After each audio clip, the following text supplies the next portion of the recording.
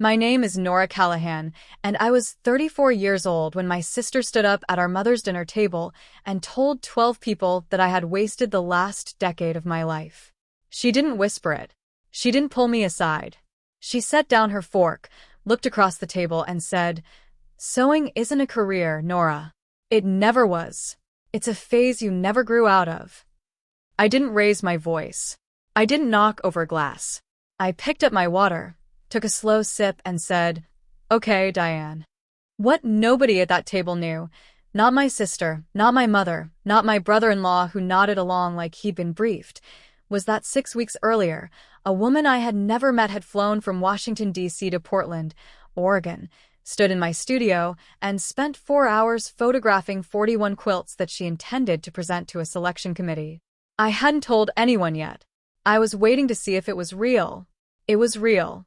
Welcome back to channel, where quiet people let their record speak for itself.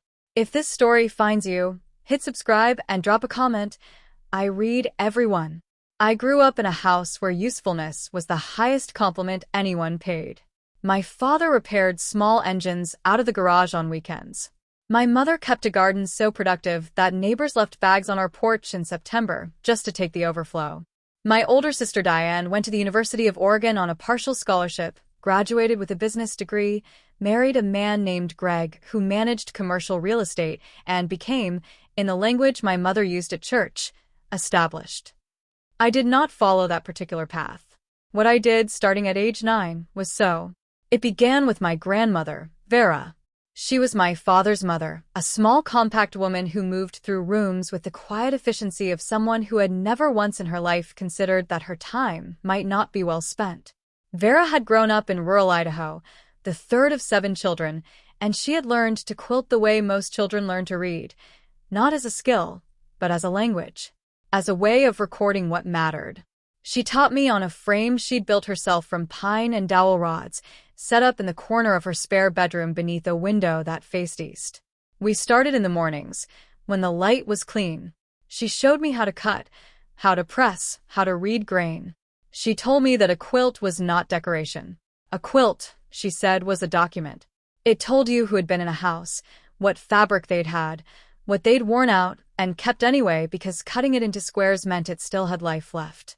I was 12 when Vera died. She left me her frame, her entire fabric collection, 14 plastic bins sorted by color and weight, and a cigar box containing every needle she had owned since 1958, each one wrapped individually in a small square of flannel. I understood, even at 12, that this was not a casual inheritance. I kept sewing through middle school and high school. I kept sewing through the 2 years I spent at Portland Community College studying design before I ran out of money and decided not to go back. That decision, the not going back, became the fixed point around which my family organized their concern for me for the next 15 years. I had not finished. I had not gotten the credential. I had, in the shorthand my mother used when she was trying to be kind about it, gone a different direction. The direction I went was a 1,200 square foot studio space in a converted warehouse in Northeast Portland, which I rented starting at age 26 with money I had saved from 3 years of alterations work and custom dressmaking. I did not tell my family the rent until they asked. When my mother heard the number $1,100 a month, she went quiet in the way she went quiet when she was calculating something she didn't like. "That's a lot for a hobby space," she said. "It's a workspace," I said. She didn't argue. She also didn't change her terminology. At 26, my work was competent. At 28, it became something else. I am not going to spend a great deal of time describing the technical evolution because it would take longer than this video, and most of it would only mean something to other textile artists. What I will say is this. I had been working for 2 years with a specific technique that involved hand-dyeing fabric using plant materials I grew or foraged myself, cutting those fabrics into geometric forms derived from topographical maps of places that held personal or historical meaning, and assembling them into large-format quilts. The smallest was 4 feet by 5 feet, the largest at that point was 9 by 12. That functioned, if you stood back from them, as landscape paintings, and if you stood close, as archives. Every fabric had a documented source. Every color had a name and a formula written in a notebook I kept on a shelf above the cutting table. I sold my first major piece at 30 for $4,800. A woman from Seattle bought it at a regional craft fair, wrote me a check on the spot, and had it shipped. I remember standing at the shipping counter with the bubble wrap and the crate and thinking, this is working. I did not call my family with the news. I knew how the conversation would go. That's nice, Nora. But is it consistent? It was increasingly consistent. By the time I was 32, I had sold 43 pieces. The prices had climbed. The last 3 had sold for between $8,500 and $14,000. I had been written about in 2 regional publications and 1 national textile arts journal. I had a mailing list of 340 people who had bought work or expressed serious interest in buying. I had a savings account I did not discuss with my family and a retirement account I had been contributing to since I was 28. I lived quietly. I drove a 9-year-old Subaru. I bought my clothes secondhand. I went to my family's dinners, ate my mother's pot roast, listened to Greg talk about the commercial real estate market, watched my nephews grow, and did not volunteer information about my finances or my professional standing. It had never occurred to me that I needed to defend what I was doing. The work was the defense. I assumed that eventually the work would be visible enough that the conversation would change on its own. I was wrong about the timeline. The dinner where Diane said it was in early October of the year I turned 34. My mother hosted these gatherings 4 or 5 times a year, not holidays specifically, just Saturday evenings when the whole family happened to be in town, and my mother wanted a reason to cook for more than 2 people. That particular Saturday, there were 12 of us at the table. My parents, Diane and Greg, Diane's 2 boys, 12 and 9, my mother's sister Carol and her husband Paul, Carol's daughter Melissa, who was visiting from Sacramento, and 2 of my parents' longtime neighbors, Frank and Ruth in Okafor, who had been coming to these dinners since before I was in high school. The conversation had been ordinary for most of the meal. Greg had been talking about a warehouse district deal that was in escrow. My mother had asked Melissa about her work. Melissa was a dental hygienist and was apparently going through a licensing renewal process that my mother found very interesting. Frank had mentioned that his son had just made partner at a law firm in Seattle, which my mother received with the particular warmth she reserved for news of other people's children achieving conventional benchmarks. I had been mostly quiet. I was tired. I had just finished the largest piece I had ever made, a 10 by 14 quilt documenting the Willamette Valley watershed, assembled from 1,400 individual fabric sections. 22 of them hand-dyed over a period of 6 weeks, and I had shipped it to Washington, D.C. 4 days earlier. I was in the specific exhaustion that follows the end of a large project, the kind where your hands don't quite feel like your own, and you sleep 10 hours and still feel behind. Diane was talking about her boys' school schedules. The younger one, Cody, had started a coding class, and she was describing it with the enthusiasm she brought to anything her children did that she could interpret as an early indication of future employability. "It's never too early to build real skills," she said, and then she looked at me across the table in a way that I recognized, a slight pivot of the head, a small tightening around the eyes, and said, "No offense, Nora." I said, "None taken." And then Greg said, not unkindly, but in the tone of someone stating a practical fact, "Nora, are you still doing the fabric stuff?" "Still doing it," I said. "Making a living?" "Making a living." He nodded slowly. I could see him processing this in the way he processed information that didn't quite fit his categories. Greg was not a cruel man. He was a man who had a very clear internal map of what constituted a real career, and fabric art was not on that map, and he genuinely could not figure out where to put it. "That's good," he said, and went back to his food. Diane, however, was not finished. "I just think," she said, and she was talking to the table now, not to me, which was always the tell, "there's a difference between doing something you love and building something sustainable. Nora's always been talented, but sewing isn't a career. It never was." She paused. "It's a phase she never grew out of." The table went quiet.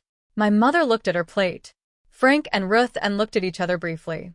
Ruth Ann's jaw moved slightly, like she was choosing not to say something. Melissa from Sacramento found something very interesting to study in her water glass. I looked at Diane. She met my eyes without any particular heat. She meant it the way you mean a practical observation, not the way you mean an insult. This was, in some ways, worse than if she had been angry. "Okay, Diane," I said. "I'm just being honest," she said.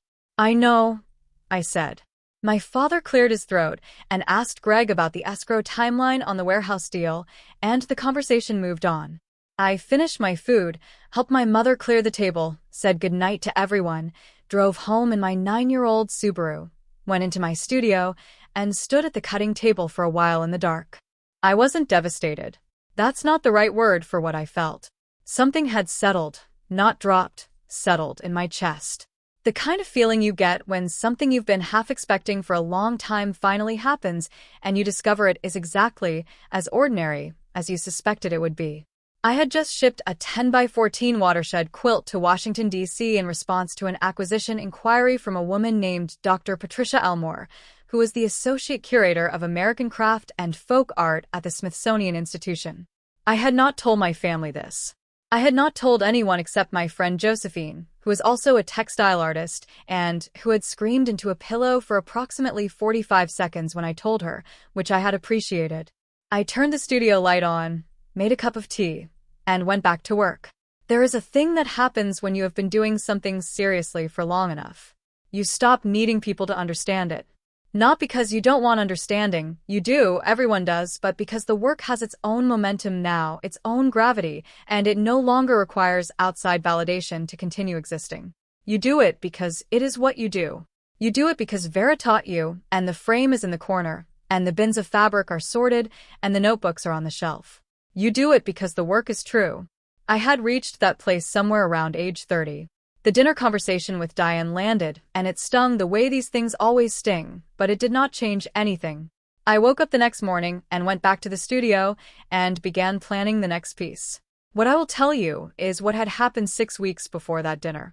Dr. Patricia Elmore had found my work through the National Textile Arts Journal that had written about me 2 years earlier.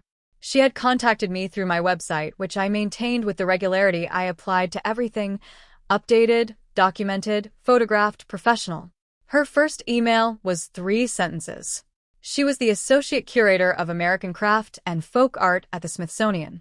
She had been following my work for 18 months. She would like to discuss the possibility of an acquisition. I read the email 3 times. Then I walked around my studio twice. Then I sat down and wrote back. Over the following 4 weeks, we exchanged 11 emails. She asked detailed questions about my process, my materials, my documentation practice. Did I keep records of the fabric sources, the dye formulas, the design derivations? I sent her scans of 22 pages for my notebooks. She responded, "This is exactly the level of archival integrity we look for." Then she asked if she could come to Portland. She arrived on a Wednesday in late September, flying in from Dulles on her own travel budget, which I later learned was not a casual expenditure for a mid-level museum curator. She spent 4 hours in my studio. She photographed every piece I had available, 41 quilts, with a professional camera she had brought in a hard-sided case. She asked me to walk her through the watershed piece in detail. She took notes in a small blue notebook. She ate the sandwich I made her without putting it down. At the end of 4 hours, she stood in the middle of my studio, looked around at the work on the walls and stacked on the shelves, and said, quietly, almost to herself, "This is a body of work." She told me before she left that she was going to present the watershed piece to the American Craft Acquisition Committee at their next meeting. She also told me, and she said this carefully, managing expectations, noting that committees were committees, that she personally intended to recommend acquisition. She also told me that the Smithsonian's National Folk Art Gala was coming up in February, that it was the organization's primary public showcase for contemporary American craft, and that if the acquisition was approved, my work would be featured, and I would be invited as a guest. I said thank you. I walked her to her rental car. I watched her drive away. I went inside and sat on the floor of my studio for a while. Then I sent Josephine a text that said, "Something happened."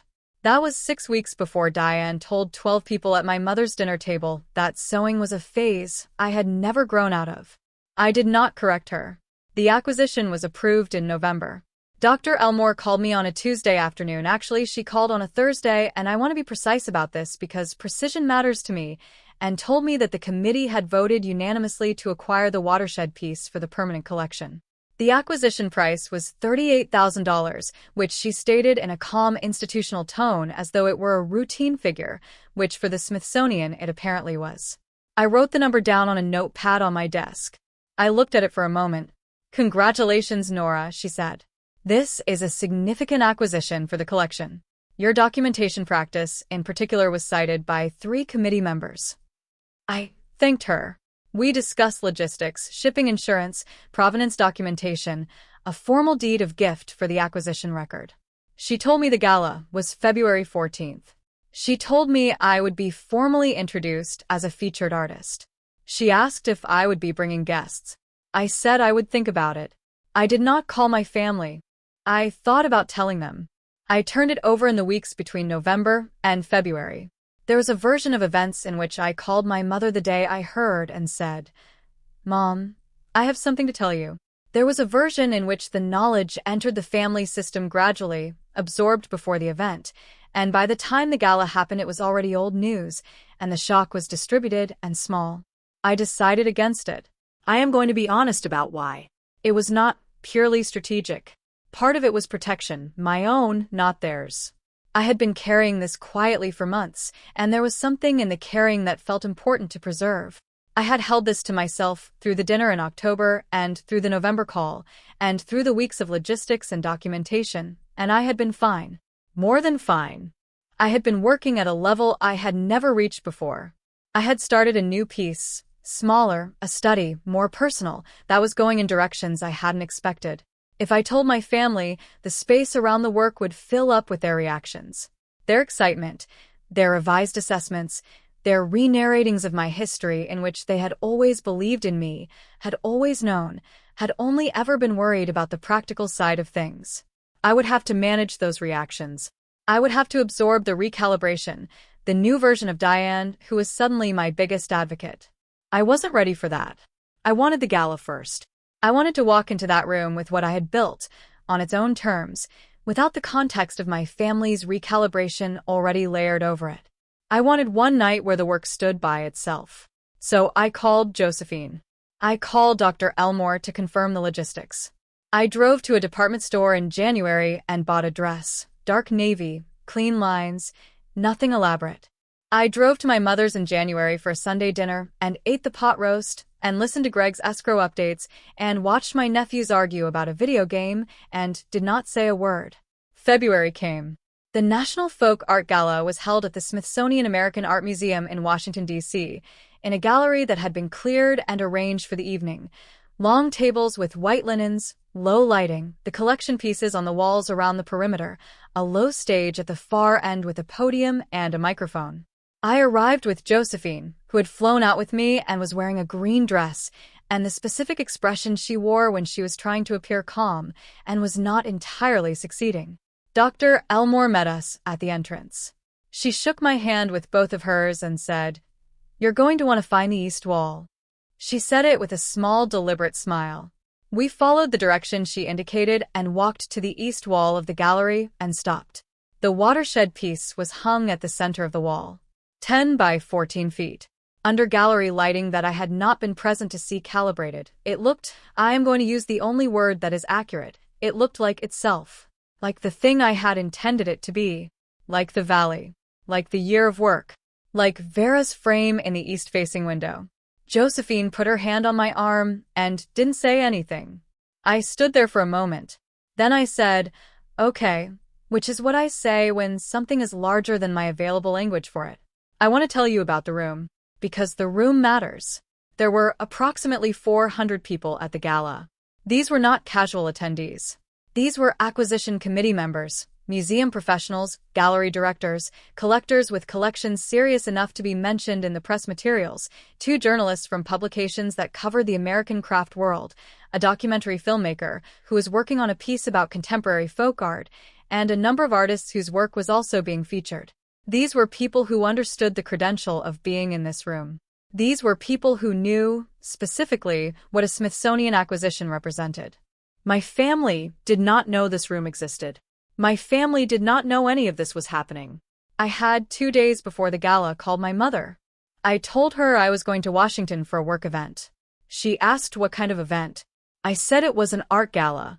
She said, "Oh, that sounds nice, Nora." She asked if I needed anything. I said no. We talked for 11 minutes about my nephew Cody's coding class. My sister did not know I was in Washington. My sister did not know, as I stood in the East Gallery of the Smithsonian American Art Museum in my navy dress, that 41 of my quilts had been cataloged by an acquisitions curator. She did not know that one of them was now part of a permanent national collection. She did not know that 400 people with serious, credentialed investment in American craft were eating past appetizers within 20 feet of a 10 by 14 piece of my work. She was home in Portland. It was a Thursday evening. She was probably helping Cody with his coding homework. I moved through the cocktail hour with Josephine. Dr. Elmore introduced me to people. A gallery director from Austin said she had been aware of my work and had hoped to meet me. A collector from New York asked me 2 specific questions about my dye process that told me she had read the acquisition documentation carefully. A journalist asked if I was open to being interviewed at some point. I said yes and gave her my card. The card had my name, my studio address, and my website. It did not say hobbyist. At 8 o'clock the program began. People found their seats. A woman from the Smithsonian's Development Office gave a brief welcome. The documentary filmmaker was introduced and said a few words about his project. 2 other featured artists were acknowledged. Then Dr. Patricia Elmore walked to the podium.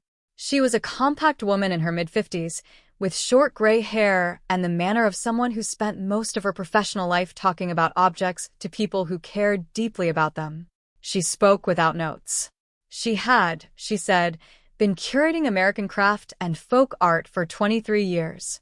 In that time, she had presented acquisition recommendations to the committee more than 200 times. She paused. She said that every so often, not often, but sometimes, she encountered a body of work that stopped her in the way a body of work could only stop you if it was doing something genuinely new with something genuinely old. She said she wanted to talk about one such body of work that evening. She turned slightly and looked at the east wall. She talked about the watershed piece for 6 minutes. She talked about the dye process. She talked about the topographical derivation. She talked about the documentation. She specifically mentioned the notebooks, the sourcing records, the formula archives. She said the committee had cited the archival practice as a significant factor in the acquisition decision. She said, and I am going to do my best to render this accurately, that the work represented a living tradition of American textile art practiced with the rigor of scholarship and the precision of a master craftsperson. Then she said my name. Nora Callahan's work enters our permanent collection tonight, she said, and I want to ask her to stand. I stood. 400 people turned. I'm not going to describe what the room felt like, because I don't entirely have access to it. There is a quality to certain moments where you are both fully present and slightly outside yourself, watching. What I can tell you is that something in my chest went very still. Not stopped still. The way water goes still in the moment before it reflects clearly. People were applauding. Dr. Elmore was looking at me from the podium with the expression of someone who has placed something valuable exactly where it belongs. I nodded. I sat down. Josephine put her hand over mine under the table and squeezed once. I should tell you now about the part my family saw, because they were not in the room, but they found out. On Thursday evening, approximately 40 minutes after Dr. Elmore spoke, the Smithsonian's Communications Office published the gala recap on their social media accounts.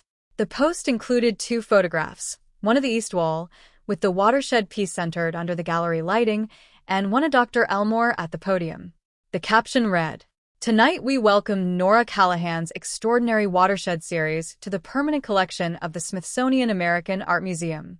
Her work in the American Craft and Folk Art collection joins a tradition of artists whose practice documents the living landscape of American experience. Congratulations, Nora." The post tagged my studio's account, which I maintained. I did not know the post was going up that evening. I found out because Josephine, at approximately 8:47 p.m., looked at her phone and then slowly turned it to face me. "It's already up," she said. I looked at the post. I looked at the photograph of my work on the wall of the Smithsonian American Art Museum. I said, "Okay." My phone, which I had put in my bag on vibrate, began to move. The first call was from a number I didn't recognize. I let it go to voicemail.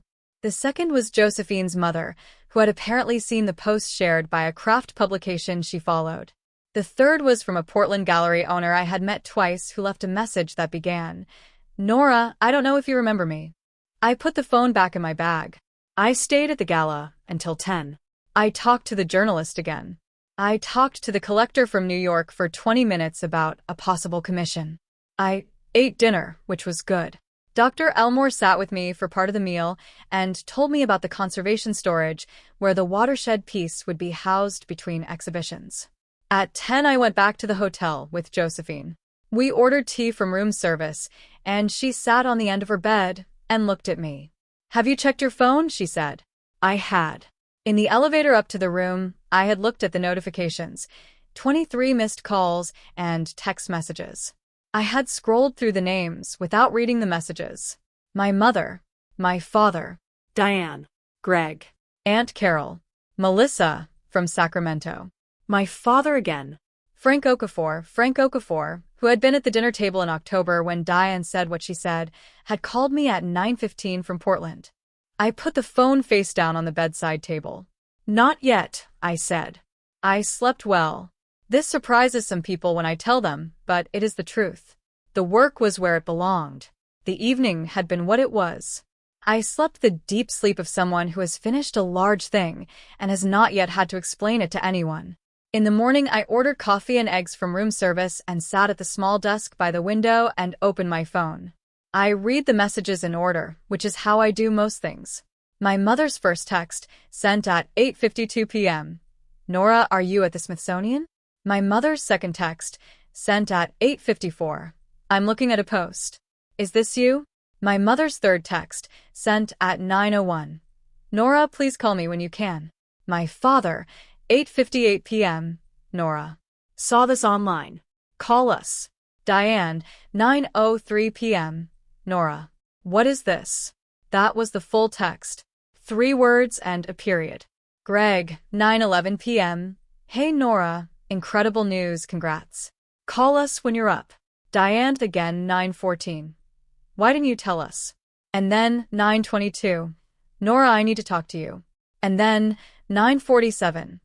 "I'm so proud of you, I don't even know what to say." I read that last one twice. I set the phone down and looked out the window at the Washington morning and drank my coffee. There is a specific texture to a reversal like this. I want to describe it accurately because I think people expect it to feel a certain way, triumphant or satisfying in a clean and obvious manner, and what it actually felt like was more complicated than that. It felt like standing in a room after a window has been opened that was painted shut for a long time. Not warm exactly, not cold, just a change in the air, a different quality of light. I did not feel gloating. I want to be clear about that. What had happened at the dinner table in October was real, and it had landed the way it landed, and no amount of Smithsonian letterhead was going to retroactively make it not have happened. My sister had said what she said in front of 12 people, including Frank and Ruth and Okafor, and she had meant it practically, and it had been a particular kind of careless diminishment that stays with you. But she was also my sister. She was also a person who loved her kids and managed her household and moved through the world with the tools she had been given, same as anyone. I finished my coffee. I called my mother. She picked up on the first ring. "Nora," she said. And then she didn't say anything for a moment, which was unusual for my mother. My mother was a person who moved through silences quickly, who filled them as a reflex. The silence lasted maybe 3 seconds. Then she said, "I didn't know." "I know," I said. "For how long?" "The curator came to Portland in September," I said. "The acquisition was confirmed in November." Another silence. Longer this time. "Why didn't you tell us?" she asked. I had thought about how to answer this question. I had thought about it on the flight, and in the hotel room the night before, and over my coffee that morning. I had various answers available, and most of them were true, and some of them would have been more useful than others. I said, I wanted to be sure it was real before I made it a conversation. My mother absorbed this. "It was real in November," she said. "Yes," I said. She didn't push it further. She was a practical woman in the final analysis, and I think she understood, even without my full explanation, that there had been a reason. She had been at the dinner table in October. She had looked at her plate.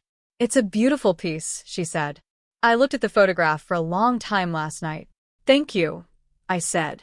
"I want to see it in person." "Then you should come to Washington," I said.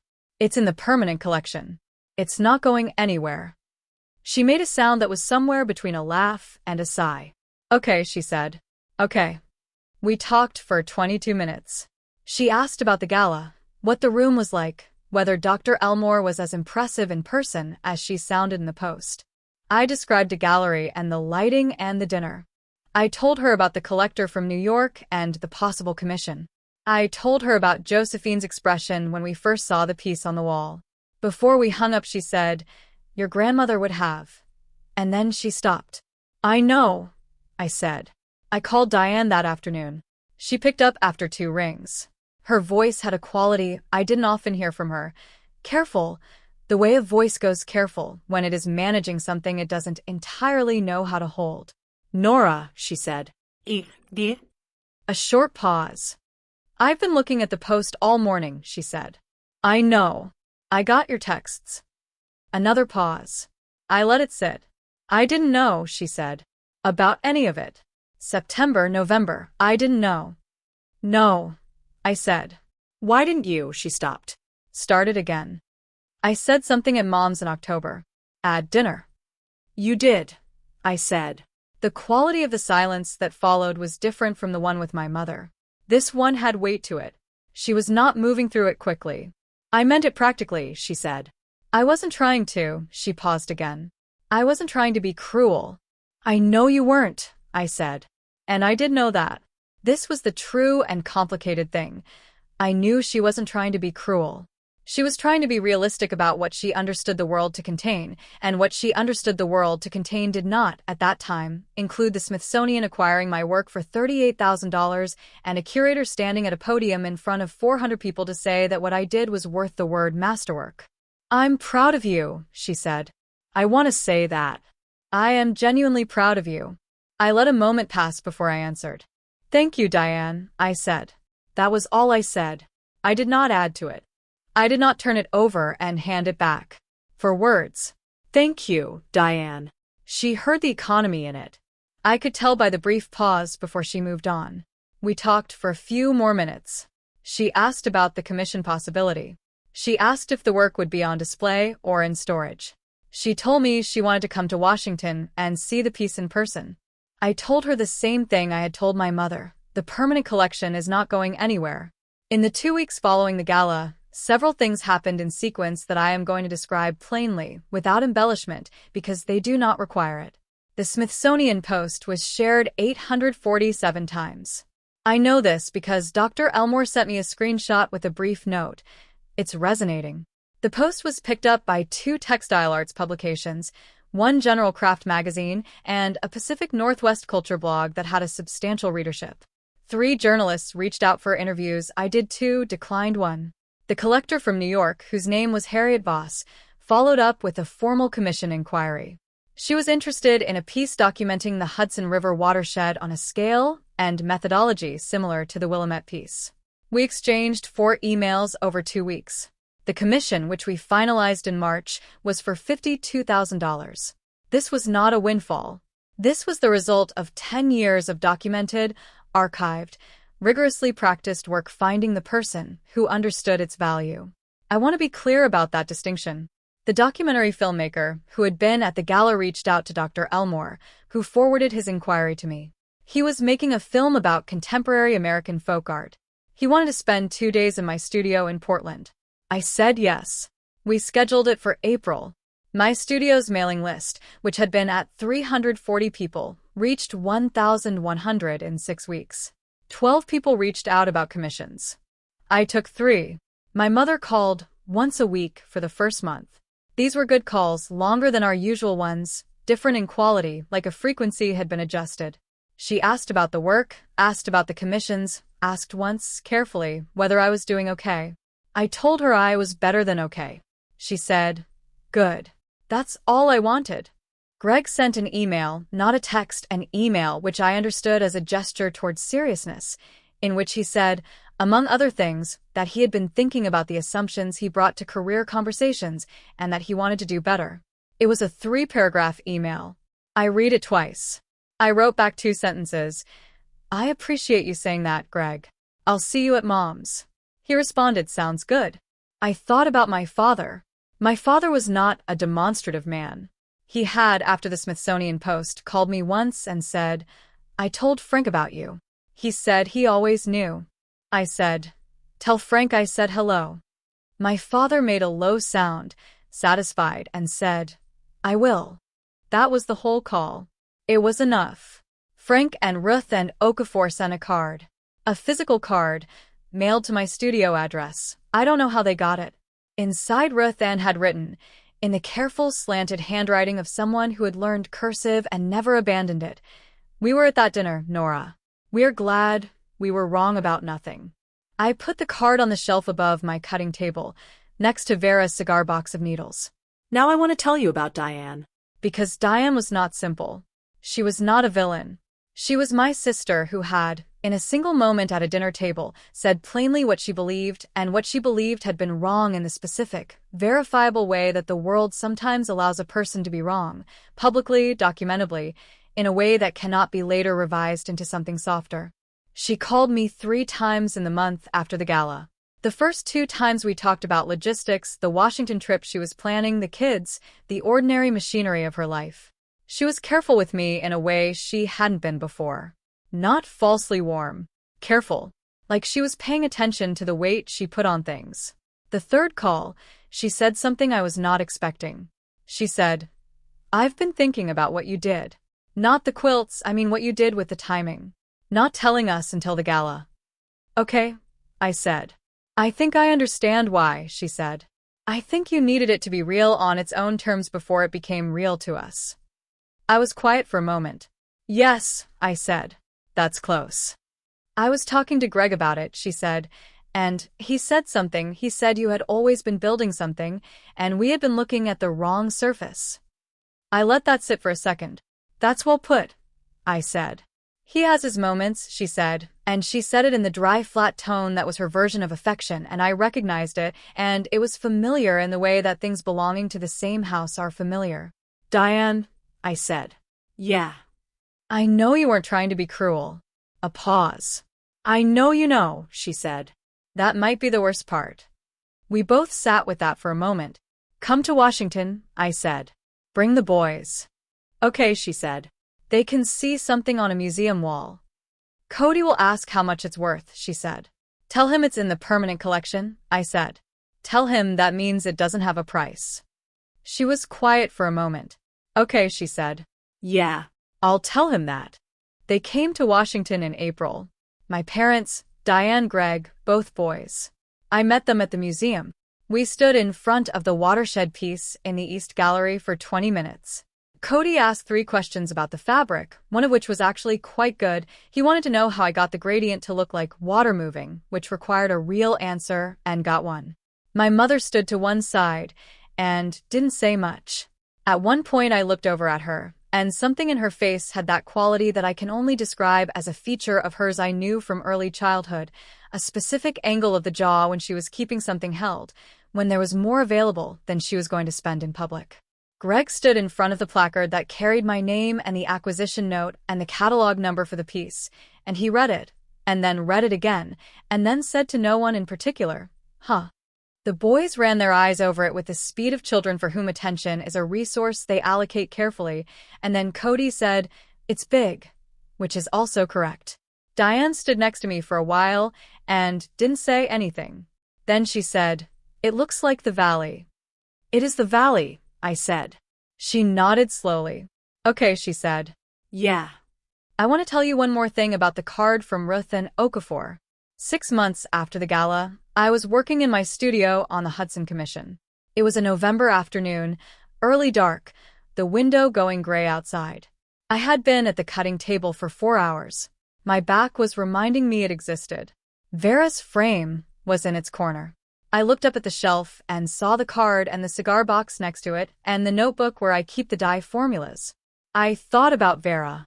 I thought about the spare bedroom with the east window and the frame and the clean morning light. I thought about what she had told me. A quilt is a document. It tells you who was in a house, what they had, what they kept. I had kept everything. I had the frame. I had the needles, each one wrapped in a square of flannel. I had 14 bins of fabric sorted by color and weight. I had 22 notebooks. I had a studio in a converted warehouse. I had a piece in the permanent collection of the Smithsonian American Art Museum. I had a commission from Harriet Voss of New York for a Hudson watershed piece that would take me 8 months to complete. I had a mailing list. I had a card from Ruth in Okafor that said, "We are glad we were wrong about nothing." I had not, at any point, stopped working. I went back to the cutting table. People will tell you what they think you are, and sometimes they will say it plainly and publicly, and sometimes they will say it at a dinner table in October in front of 12 people. And you can argue with them. You can defend yourself. You can list your credentials and your achievements and make the case in real time. Or you can go back to work. The work is the argument. The work is the document. The work, kept and practiced and continued long enough, becomes the record. You don't need them to believe in it. You need to believe in it. That's the whole thing. That's the only thing. That's my story. A cigar box of needles. A 10 by 14 watershed quilt. A Thursday night in Washington when a curator said my name and 400 people turned. Here's what I want to ask you, and I want you to think about this for a moment before you answer. Has there ever been someone in your life who told you that the thing you were quietly building wasn't real? And did you keep building anyway? Or did you let them talk you into setting it down? Drop your answer in the comments. I read all of them, and I mean that. Drop a comment, hit subscribe, and I'll see you in the next one.